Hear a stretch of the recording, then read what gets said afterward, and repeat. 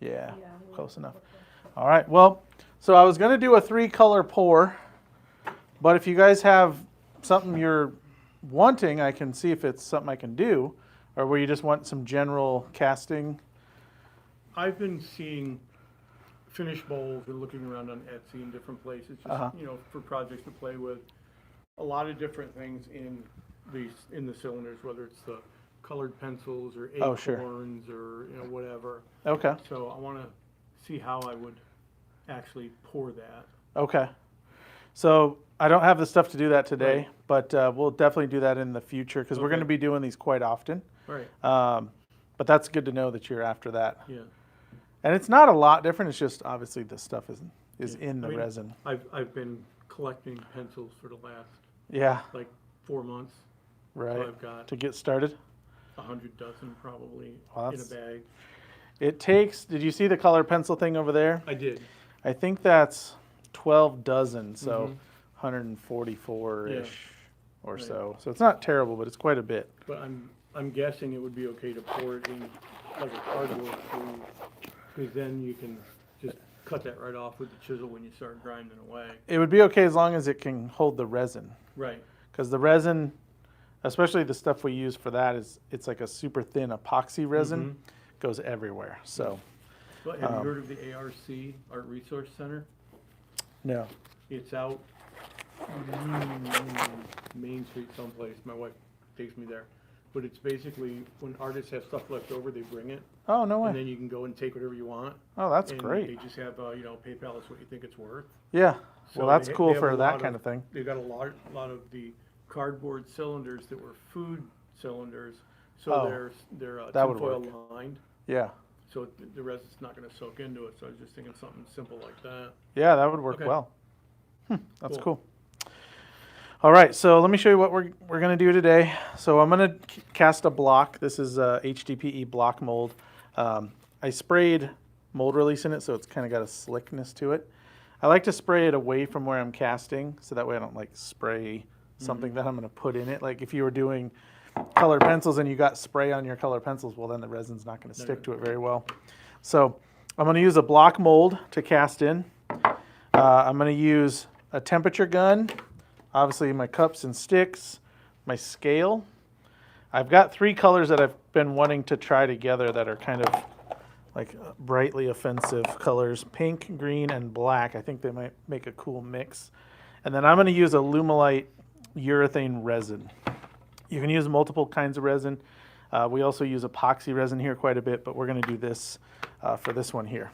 So what I'm going to do first is this is a 2-to-1 resin. So I'm sorry, 1-to-1 resin. Epoxy's 2-to-1. So for every 1 ounce of A, I'm going to put in 1 ounce of B. But what I like to do first is pour all my A's, and that way I can put my powder, my mica powder in there and mix them up. And I don't have to worry about time because as soon as I add part B, I'm on the clock, so to speak, of the curing. So with this stuff, generally I have in the cooler weather, I have about 10 minutes to work with it. Right now, even though it's not super hot in here, it's hot outside and it's dry, so it does speed it up even though it's not as hot in here. So you got limited time. So what I'm going to do is I'm going to do 6 ounces of each. 6 ounces per cup, I should say. So 3 ounces of A, 3 ounces of B per cup. So I'll find my A here, and I just go through and fill them all with 3 ounces. And then this will give me time to, you know, make sure I get my colors how I want and all that. So is this a chemistry 3 ounces or a physics 3 ounces? What's the difference? Plus or minus? Well, When I'm teaching chemistry classes, 3 ounces is 3.000. oh When yeah. I'm doing the physics and forensics classes, like 2.7. This is a woodworker's 3 ounces. Okay. So if we're within a quarter of an inch, you know, we're Yeah. good. Okay. I do try to be as accurate as possible. My scale goes 2 decimal places. As long as I'm within 0.05, usually I'm okay. Okay. So you can usually get pretty close with just the drops. So I like to take my A and kind of set it aside so I don't accidentally grab it when I'm going there. But what's kind of cool is we'll do these mixes. Now, black is a fairly normal size mica. Has anyone worked with mica before? No? So mica is just a powder, you know, and there's different sizes of the grains of mica. Some are kind of larger, like this is pretty normal, but then some are super powdery, and that's what we'll see with these. These are almost like working with like flour. Well, I don't have a lot in there, but they get kind of clumpy. So you can see it looks like little clumps in there, not just like a solid powder. And that's just because they're all kind of sticking to each other. So I'm going to put this in, and then I'll show you how I kind of make sure I don't have clumps, because that's kind of the issue with those. So this is the 3 ounces. Oh, it's stuck. See, this one's a little better, but pretty clumpy. That's pretty good right there. And I generally give it a couple scoops. It's hard with a popsicle stick to kind of know how much I'm doing. But what I do when I pull the resin out, if I can see the stick through it, you know, I know it'll be transparent because I'm actually going to be doubling the amount of resin in here. So you have to have enough mica in this case to make sure that it'll color the resin you have in here plus part B when you put it in, because it's going to thin it out somewhat. But if you look, if I pull this out quickly, the green doesn't let the wood show, so I should be okay. So I like to stir it once, and then I'll let it sit while I stir the others. And any of those clumps will raise to the surface. And I think it's because they're kind of like an air pocket trapping that powder with no resin getting inside, so it floats. So that kind of gives me an opportunity to spot the stuff that's flowed up and not mixed in well. And the pink is really bad for it, so we're gonna see what that looks like here in just a minute. So it looks like it's all stirred in, but you'll see when I show you in a sec, the clumps will float. So we're gonna mix this once, kind of pop any bubbles, and then add our part B, and then we're gonna mix again. And the reason we're mixing again is because, one, we have to stir up the B, but that gives us a chance to stir it up more. Now, I always like to take my temperature when I just have the A in there, because temperature is how I judge when to pour things. So this is 77 degrees.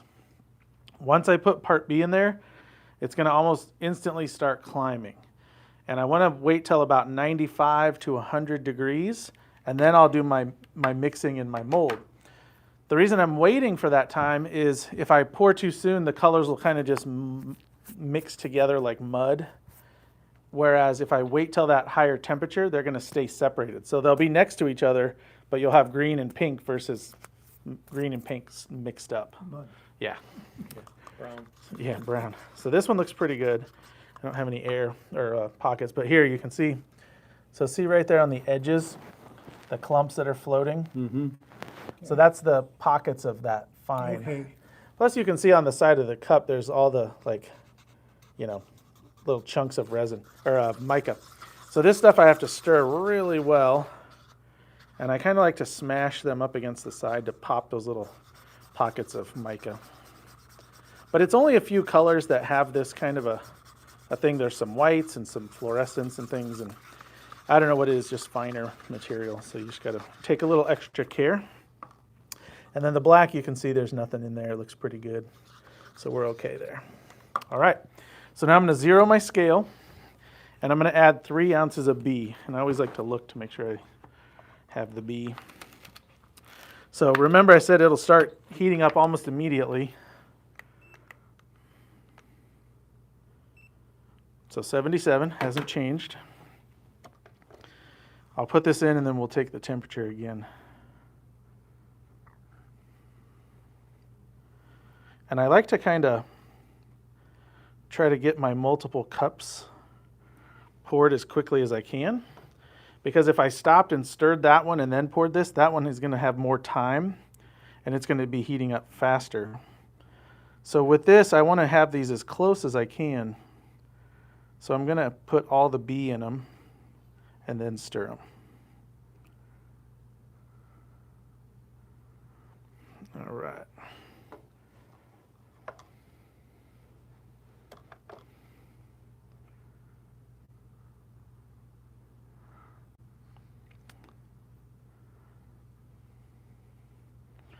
All right. Whoop.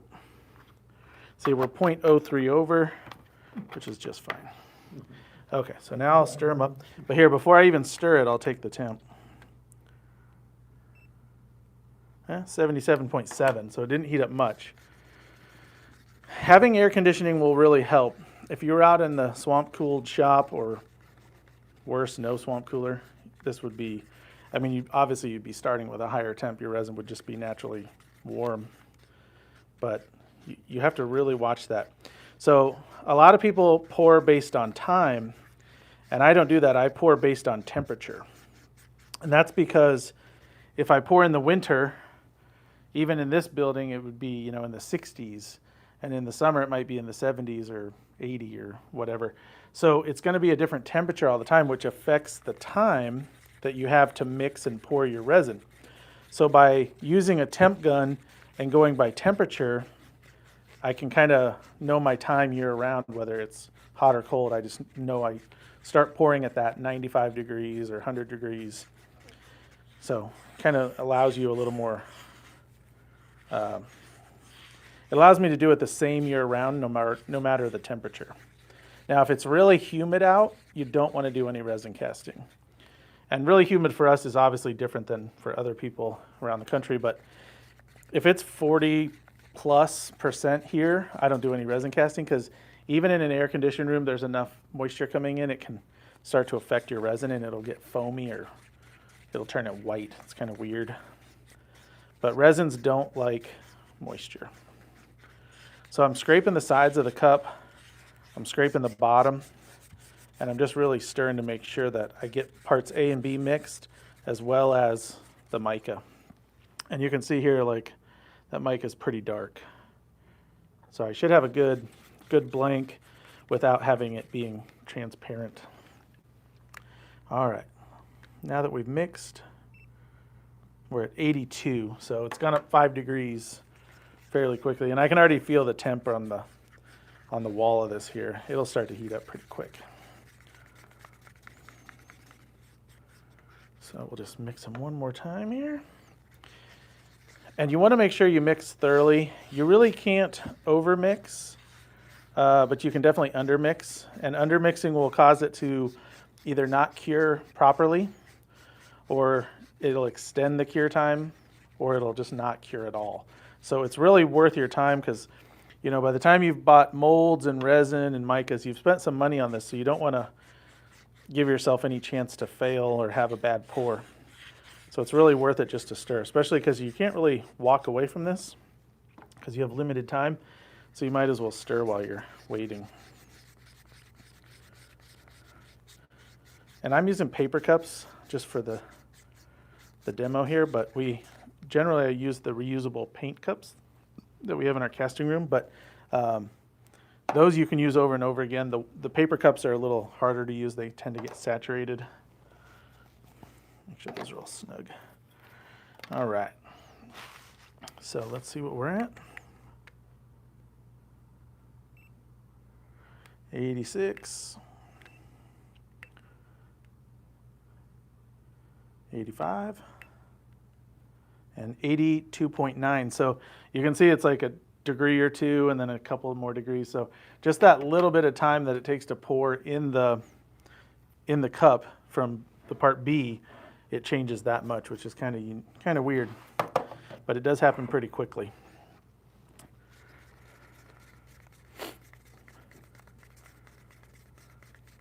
Hey Amy, would you want to drag the hose out here and turn down the AC? Just the hose should reach.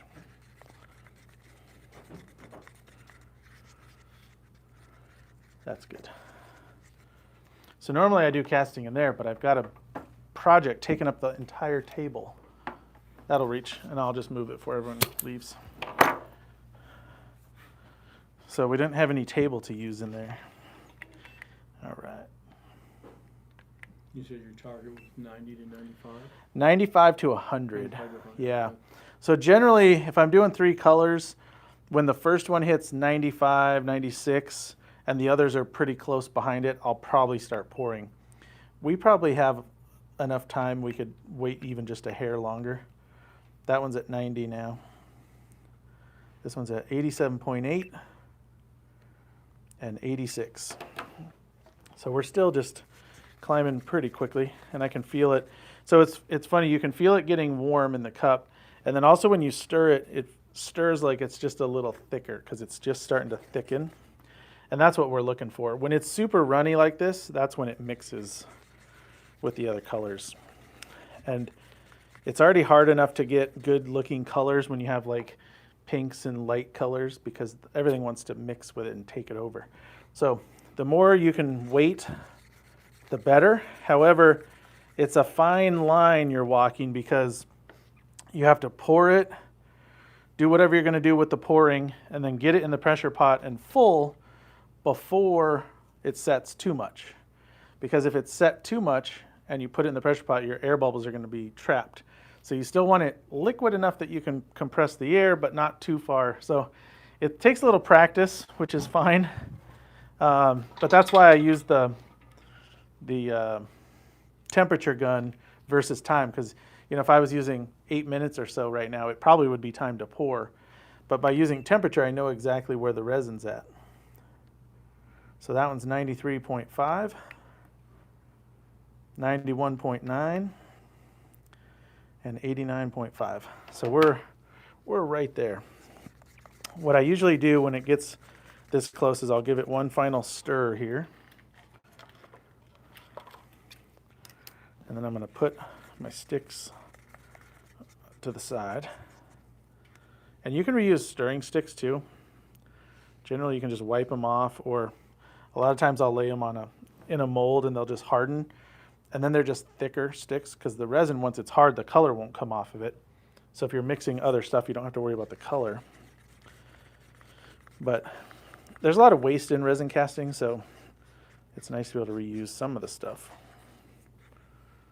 And you can see that pink is pretty, it thins out as it falls, but it's pretty good. For some reason I thought the black and green would look cool with this.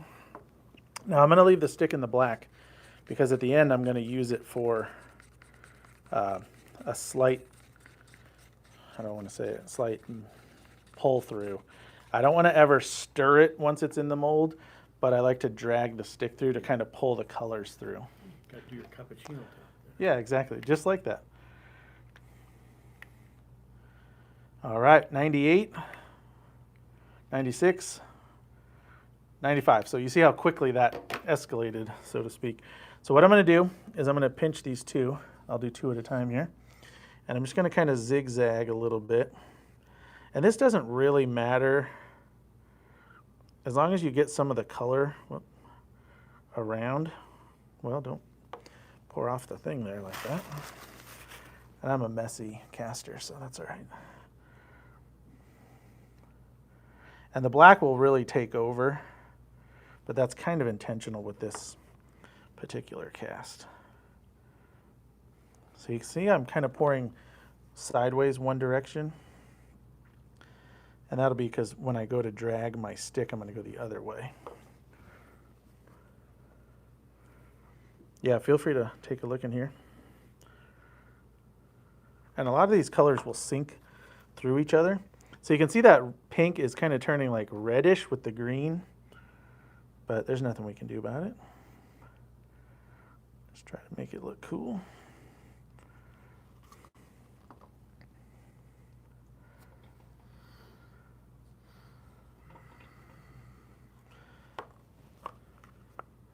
And you don't have to pour side to side like this. You can zigzag it, go back and forth, whatever you want. It's always going to look different. Even if I poured it exactly the same every time, it's terrible how it will look different because you can't make the same thing. Now see how this green is not sinking like it was before? It's floating on top. That means our resin's getting thicker, which is good. Hey Abby, there's a little pot rack on the back side of that. Will you grab it for me? Back side of the table. Huh? No, in there. Oh, okay. I forgot to bring it out. It's the 2.5 gallon rack. All right, then I'll just top it off with this black.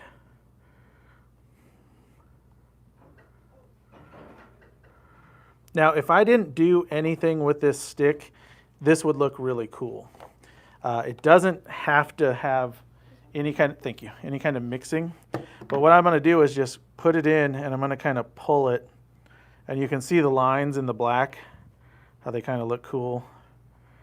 And I'm just dragging it through. And you'll get kind of that swirl look in there. But I'm going to very carefully, and I'm just going to pull it right out and be done. So if I had like done this, I mean, that would have stirred it. But by carefully dragging it, it's weird because you saw how I zigzagged those layers and then I put more. It'll pull them and actually kind of swirl them just by dragging that stick through. It gets really cool effects. So we won't know obviously until we cut it, but it's going to look really good, I'm sure. So I'm just using this pot rack. This is, it has shelves that you can put in here for multiple casts.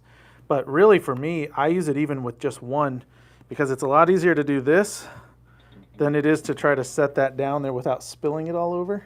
So I use a pot rack whether I'm casting one thing or 5 things, just because of that. And then this is a California Air Tools pressure pot. It's a little 2.5 gallon. This is what I recommend for most people because of the size. It's really easy to use. You just give her a snug.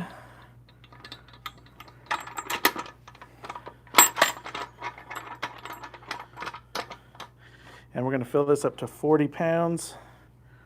Between 40 and 50 is always pretty good. You'll hear people say, 80 pounds, 100 pounds. You never need it. Unless you're doing organic materials that just need it for some reason, you rarely need it. Well, hopefully we'll get 40. Let me kick that on for just a sec. Any questions on any of that? Be right back.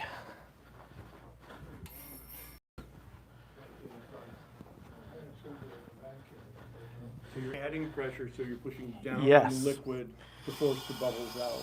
So yes and no. Let me fill this in all.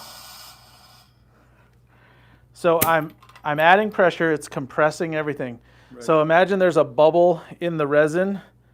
The bubble doesn't get pushed to the top like you would think. That's what I always thought. It actually gets compressed to where it's like virtually undetectable. Okay. And what's crazy is if you put something in the pressure pot like this and then you take the pressure off before it's set hard, it'll actually re-expand exactly where it was. It's wild. So a lot of times if people take it out too early, it'll start to just swell all over the place. And it's because the resin is trying to is getting pushed by the air. It's really kind of a cool thing. Okay. And pressure pot versus a jigging table? Yeah. So that'll only get so much out. This block at 40 pounds will be virtually undetectable of air. Okay. A vibrating table, you would get a lot of it out, but it still will it'll always have some and too much, depending on what you're trying to do. Yeah, these are nice and small. And this resin, I can demold it in about 2 hours. So if I was making multiple things, I could pop this open, do it all over again in 2 hours. I wouldn't want to cut it for another 24 hours, let it really harden up. But at 2 hours, it's set to where it can be moved. Yeah. Are there any different companies that don't require the pressure pot? Or is that just, It's- you need to go to the pressure pot? So generally speaking, pressure is always best. You can use epoxies. It's more of a type versus a company. Okay. You can use epoxies and try to do the jiggle or vibration table, and that'll help a lot, but you'll still always probably have some. It's just the nature of it. But you can work with that if you don't have it. Any questions on the live? Nope. Okay. Yeah, so that's the basic of 3 color. You could do the same for 2, 3, 4, 5 color. Yeah. And if you guys stop by in the next day or two, I'll cut these tomorrow and have them up there if you want to take a look at what they look like inside. We'll post some pictures too, so if you want to see it online. And how do you get it out of the mold? Good question. So I don't know if you saw that little red dot on the back side. That's a little plug that pops out, and you just hit it with a little air and it pops it right out. Really? Yep, really easy to use. So that's a block mold. From that I can cut pen blanks, I can cut handles if it's thick enough for what I'm doing. I could cut knife scales. It'll kind of look like that block on the end here. Okay. This one was a little thinner. but you can see the little divot where the plug is. Okay. Yep. And this was just for pens, but this one I made a little bigger. That way I can maybe do some knife scales, so I can cut knife scales off of it first and then cut pen blanks out of it. Yeah. Abby, any questions? You stoked about these colors? Pink, green, and black? They're going to be bright. And is this really clear Yes. when it sets? Yeah, so Okay. despite this yellow tone it has, mixes, if you just mix that, it would mix clear, or cure clear, I should say. So it is clear. Ever since COVID, most of the resins have a little weird tint to them. I guess they just had to change supplies and recipes and things. So what really happens? But yeah.